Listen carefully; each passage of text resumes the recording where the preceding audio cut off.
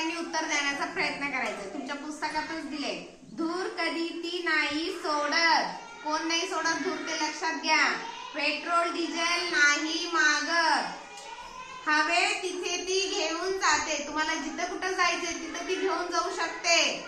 व्यायामाला जोड देते आणि ते खेळल्याने किंवा त्याच्यावर गेल्याने आल्याने आपला व्यायाम पण होतोय. असं कोण आहे? पटकन सांगायचंय. नो. विमान कसं रे? हा सांग.